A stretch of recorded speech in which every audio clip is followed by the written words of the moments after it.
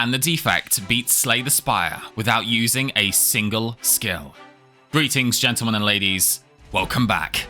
This time we're playing the Defect with two rules. We are not allowed to use any skill cards, and we are not allowed to generate any frost. Only attacks and powers can be used. Now, you might be asking yourself, how is that even possible? Without the ability to defend ourselves, there's no way we're going to survive. However, it is possible. We have a valiant success under our belts with the Ironclad, so we can succeed with the Defect too. No mistakes are going to be made on this run. Now, sit back and get comfortable, as it's time. Time to climb. Climb time.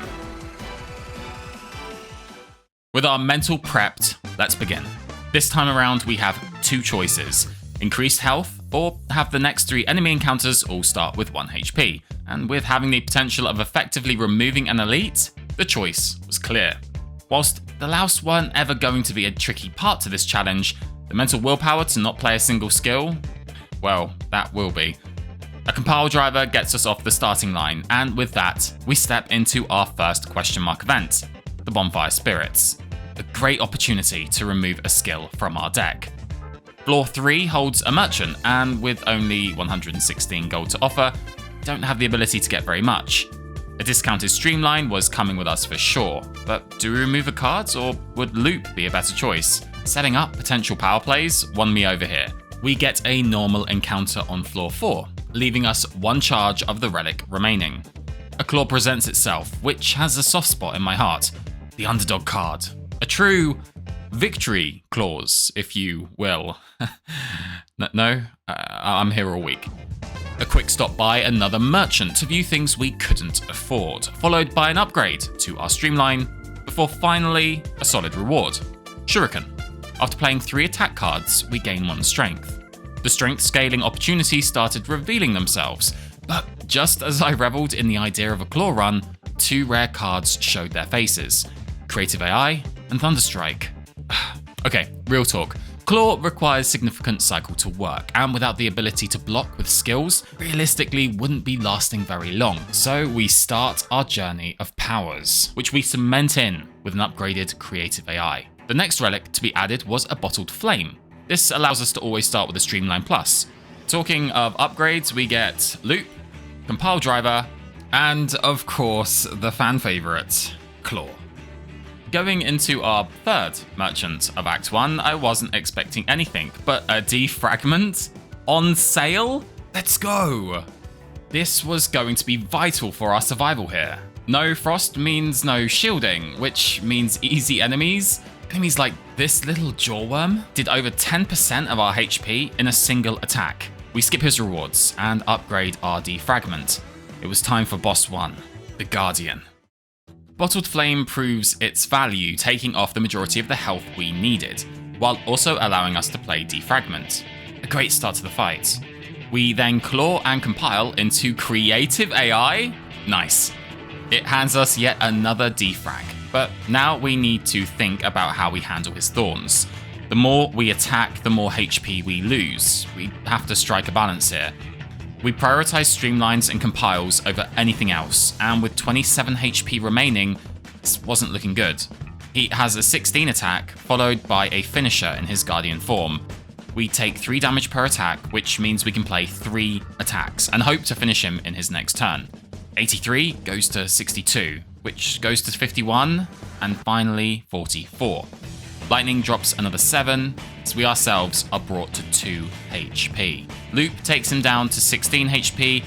Our defeat was narrowly escaped. I was hoping for some good cards here. They'd be needed, and the Spire did not disappoint. Creative AI, Electrodynamics, and Machine Learning are all fantastic additions. There really was no wrong decision here. Electro has the best synergy for now, with lightning channeling thanks to Loop, plus we needed a way to clear multiple enemies. Boss relics all had potential. Transforming our defense and strikes, whilst good, could also prove bad, and with consistency at the heart of this challenge, I opted for the nuclear battery. Act 1 was complete. But with it being much more difficult than our previous challenge, we had to really think. Picking the right path here would be imperative. Question marks, merchants, and campsites were identified, and we began our ascent through Act 2. The Shelled Parasite. Cue the damage. We lose 50 HP.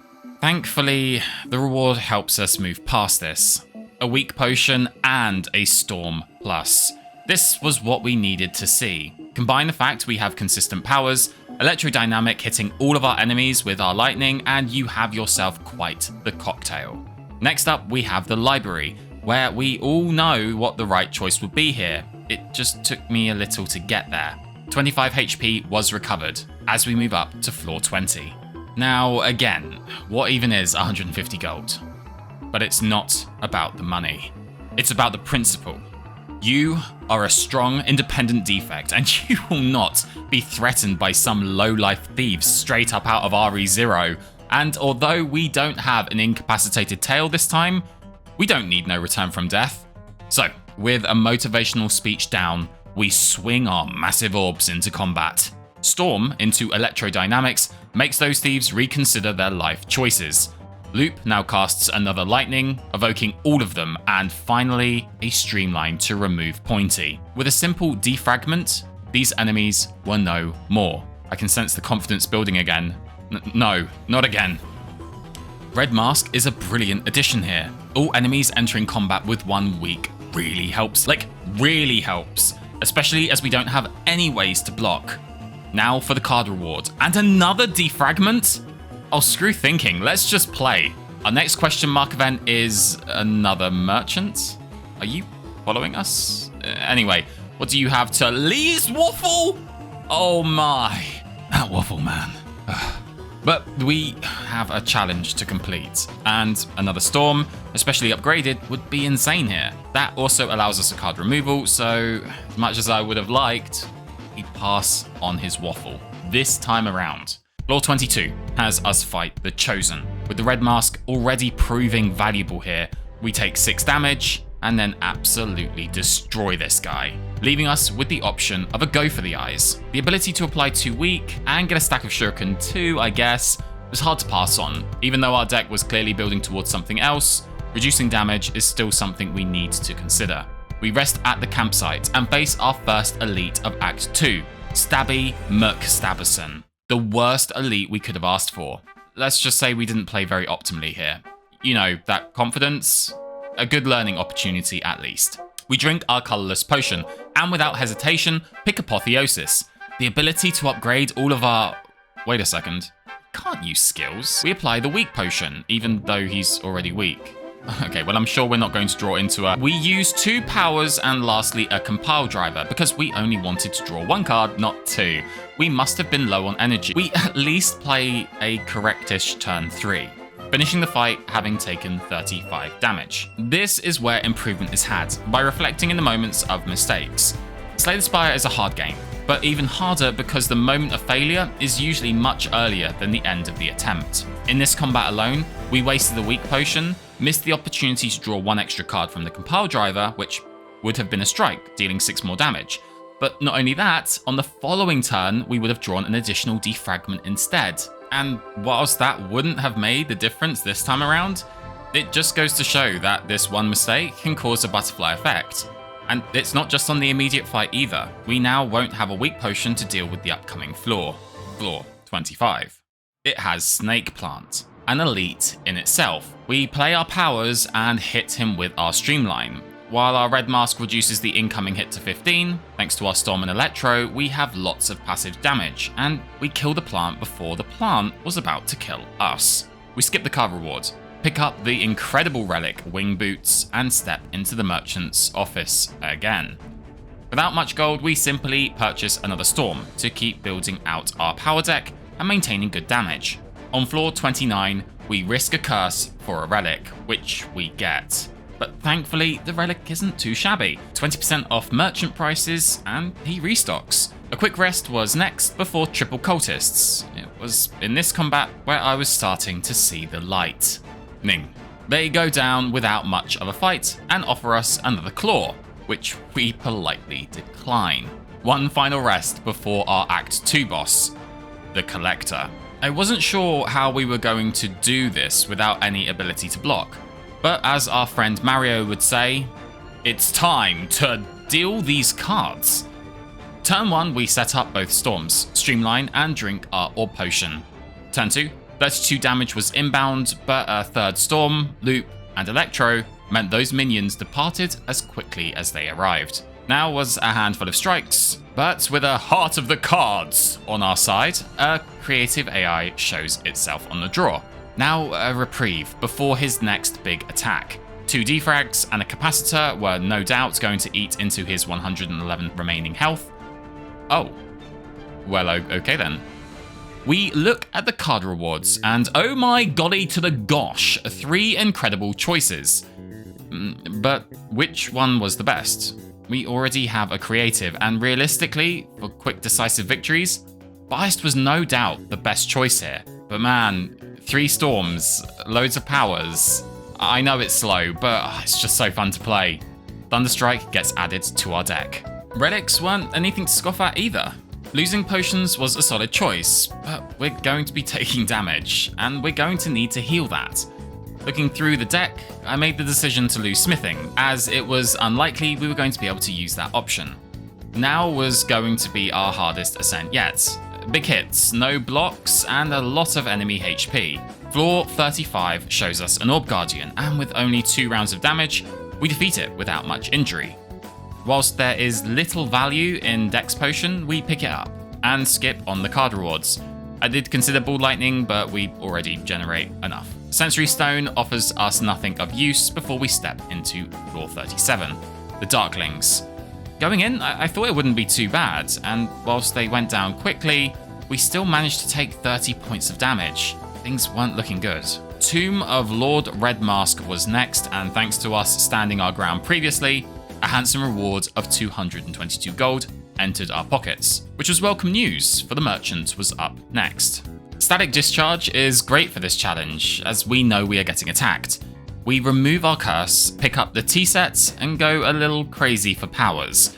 Not sure the healing would be super helpful this late in the run, or if we needed another storm, but hey, here we are. With our wing boots in hand, or foot, we heal, then stumble into a normal encounter. Akabeko enhances our Thunderstrike massively before these enemies simply vanish from the screen. We skip the card rewards, pick up a completely useless relic, and step into our first real fight of the act, the Maw.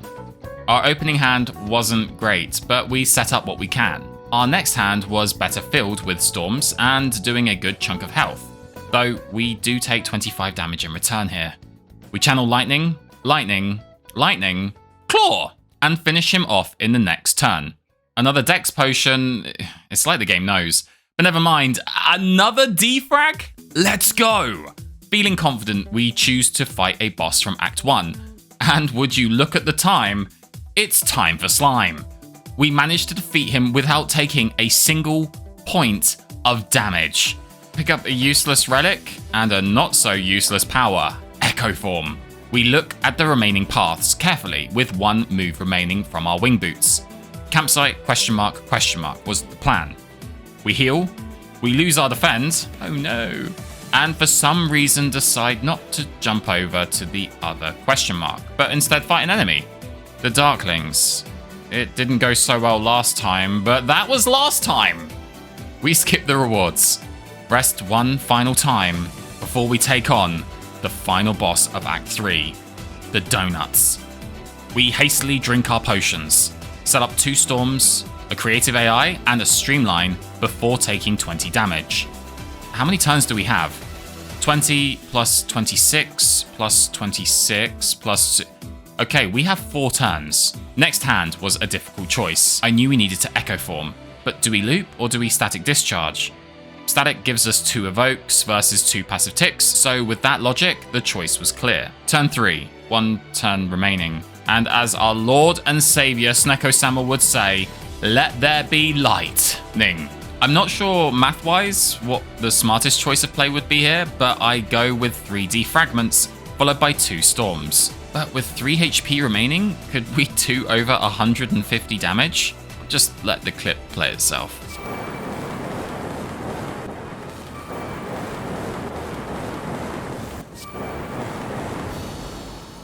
And with only 3 health remaining, we have officially beaten Slay the Spire as the Defect without skills or frost.